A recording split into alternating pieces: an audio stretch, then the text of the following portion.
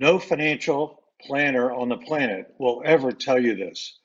Enough for the clickbait. Stay tuned. From Philadelphia, the home of the Liberty Bell, Financial Freedom Radio starts now. Here's your host, Raymond Jewell. Welcome to financialfreedomradio.com. My name is Raymond Jewell, and I'm going to be your host for the next 15, 20 minutes, however long it takes to get through the material. As I said earlier, enough of the clickbait, but no financial planner is ever going to tell you this information. And we've told you a little bit of it before, but the purpose of Financial Freedom Radio is to give you insight into finance. It's not just about numbers. It's not just about buying this investment product or that investment product. It's understanding the macro view of a lot of different areas in your financial world. So that being said, we want to make sure we stay on point. So I want to talk to our producer. Morning, Steve. Producer Steve, you Good there? morning, Ray. How are you? I'm good. It'll be Actually, afternoon when people are watching this, so good afternoon, Ray. good afternoon, Steve. This is something that you've been after me to constantly be delving into finance, but there's a lot of stuff outside of numbers and products. And we've always said financial products will never make you wealthy. It's process, and you have to trust the process. So we're going to we're going to go into the process, and we're going to talk about things that the financial planners and financial institutions don't ever want to tell you. And we're going to prove it. If you find a financial planner that tells you this stuff, give them a great big hug because you have a treasure. Socially But distant hug. most of them, what's that? A socially distant hug. Social distant hug. So we've talked about holes in the bucket. We're going to talk about efficiency. And I got to drive this point home. Efficiency is very important in building your financial world. And it's much like the bucket we've talked about. If you have a bucket, that's a bucket.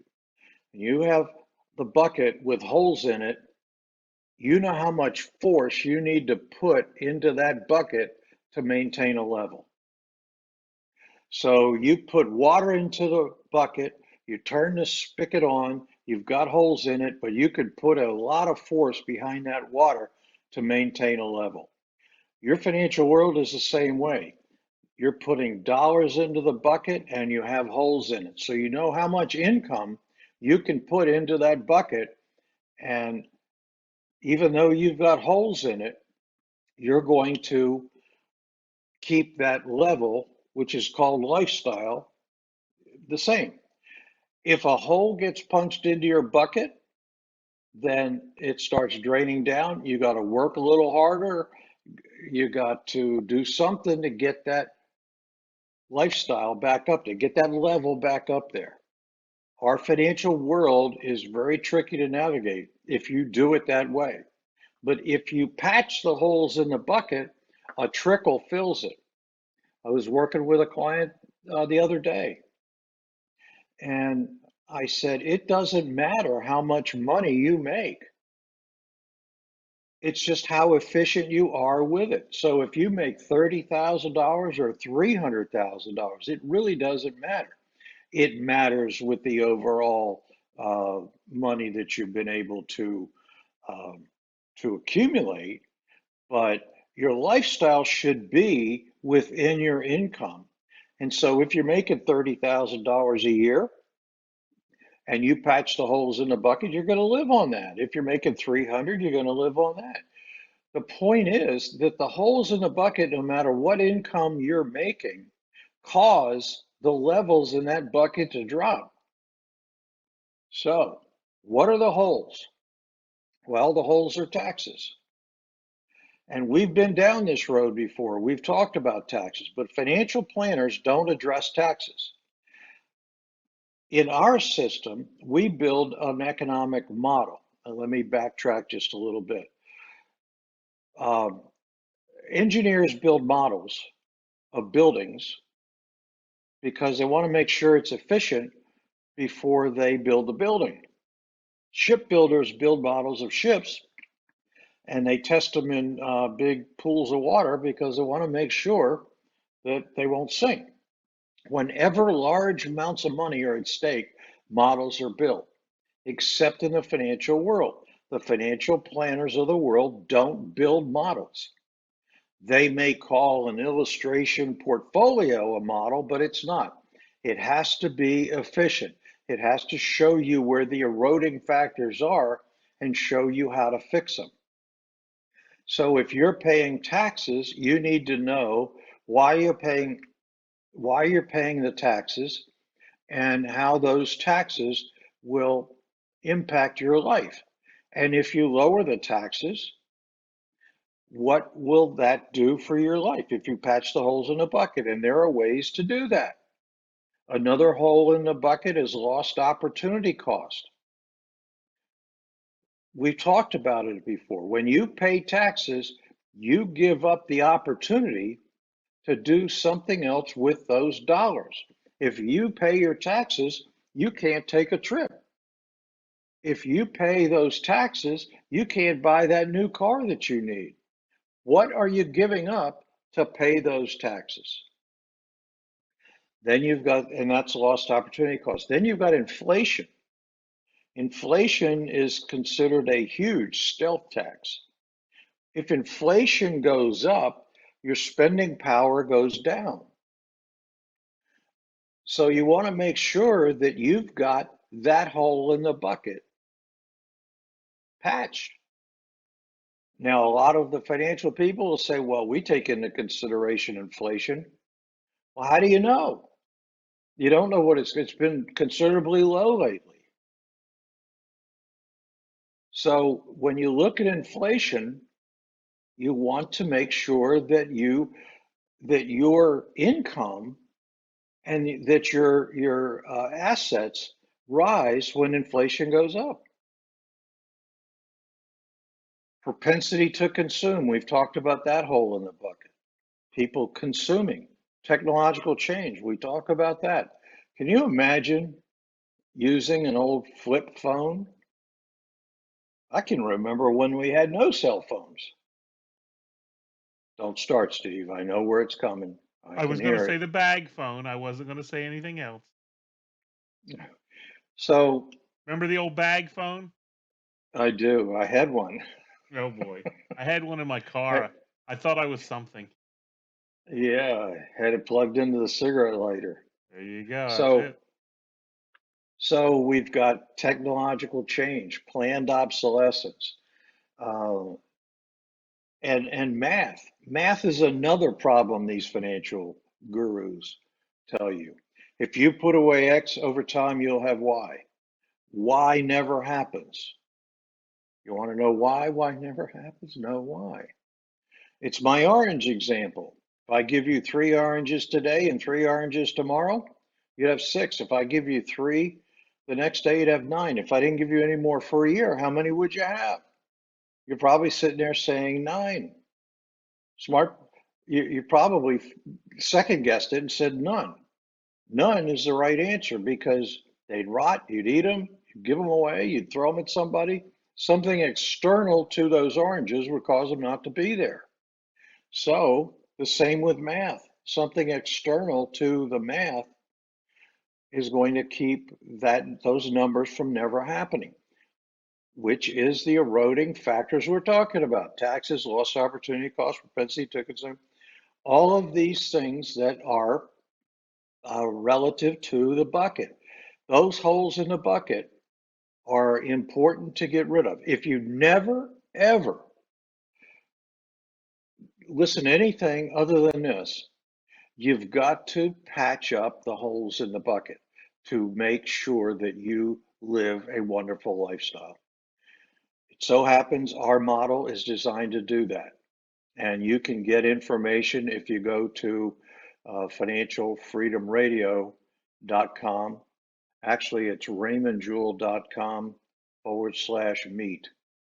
And you know, or you can go to what is it? RS Market. What's our other email address, Steve? We don't have another email address, right?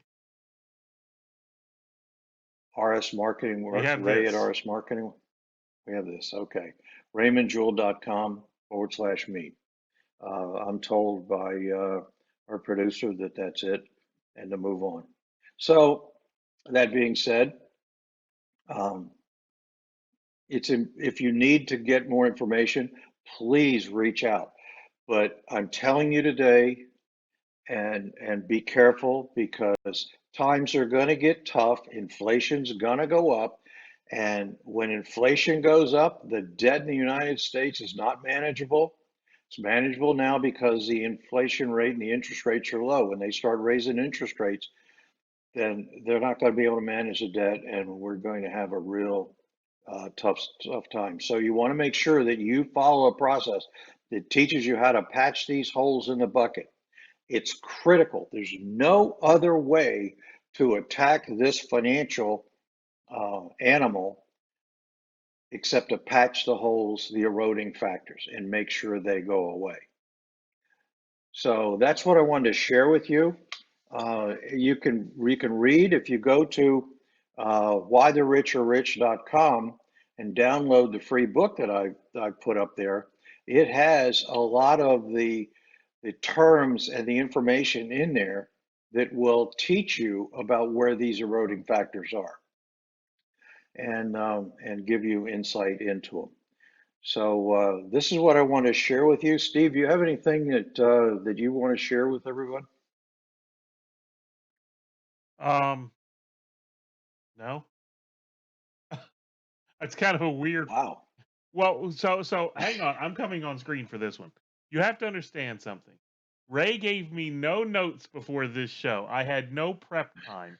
He said, "We're gonna go. Let's go." So you can't come to me and say, "Do you have anything you want to add?" Because I did not have time to prepare. I will say this. I will say that there's two ways to solve this problem.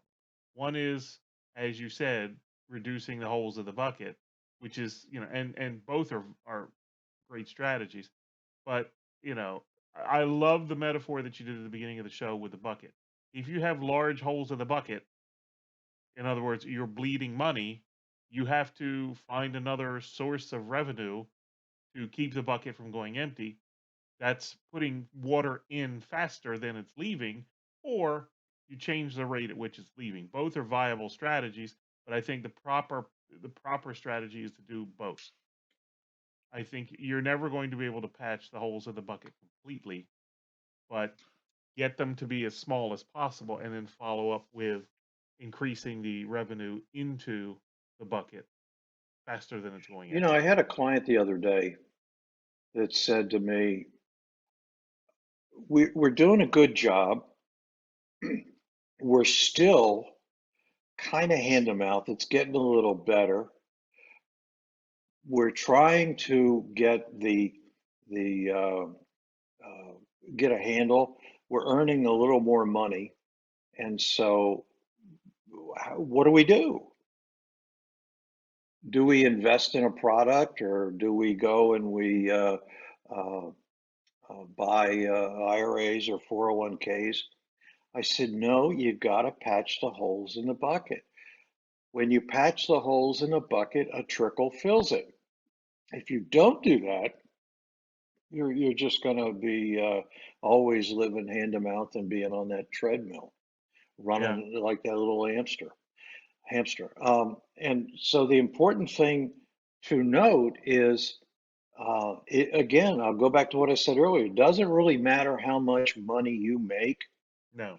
It matters what your holes in the bucket are doing. And when you get rid of the holes, a trickle fills it, as I've said this. And this is key to a lot of what people do. They have too many holes in the bucket and they keep trying to earn more money. And consequently, in retirement, people outlive their wealth. Well, I mean, it reminds me to a conversation I had with my brother many, many years ago, when he was just getting started in his career. He was like, I wish I made the amount of money you make. And I told him, it's still true today. I said, the only difference between you and me is the number of zeros in my checkbook. That's it. We're still living right up to our means. At the time I was living beyond my means, but the point is, the amount of money you make until you get a hold of uh, fixing the holes and fixing the bleeding of the money. It doesn't matter how much you make. You're always going to be right up against what you make if you're smart and don't go over it. So, and that's why a Yeah, lot of people get in trouble. Yeah, the amount of money yeah. there's no difference between $30,000 a month and $300,000 a month, except for lifestyle. That's it. They're both Well, broke. and yes, I'll tell you a funny story. I had some friends years ago. Uh, I won't, they're her. Okay, I'll use her father was a sexton in a church. If you know what a sexton does, if you don't know, they clean up and they take care of the church. He never made a lot of money. The kids made exponentially more money than he made, but they were always going back to him and borrowing money. And she said to me, I don't understand how this works. We have trouble. We make more money than he does, but he's always got it. Yep. She said, I don't understand how that works. And I said, he has no holes in his bucket. And she said, what? I said, he has no holes in his bucket. He is highly efficient with what he has. So it doesn't matter what you have, it's how efficient you are with it. I had a person in my income hackers group the other day. Shameless plug, facebook.com/income hackers. But I had a person in my group the other day said she found it interesting. She made $25,000 a year, and her brother made $125,000 a year. And because she had the holes in her bucket patched and was smarter with her money, the $125,000 a year brother was coming to her to borrow money to pay for his cell phone bill. So you're absolutely There right. you go. That's the fundamental difference, is being smart with the money and making sure that you've got all of the holes patched. Yep, you're right. So I don't know how much time we're into the show, but we'll The wrap it right up. amount. Uh, so um, if you don't get anything, the takeaway is let's patch those holes in the bucket. If you want to know how to do it, give us a call, contact us, and we'll be glad to help you. I want to thank you all for coming, listening, downloading, and we'll see you back here next week, financialfreedomradio.com. Take care. God bless. Thanks for listening. Please remember to subscribe to the podcast. If you want to learn how to create real sustainable wealth like the extremely rich people do, or maybe you just want to sustain the wealth you already have, you need to check out Dr. Ray's new book, Why the Rich Are Rich. Ray's been coaching clients for 35 years and has completely unlocked the secret strategies that rich people use day in and day out to grow and sustain their wealth regardless of what's going on in the economy. His book is completely free, and you can get it by going to whythericharerich.com and entering your email address. Again, that's whythericharerich.com. Head over there now.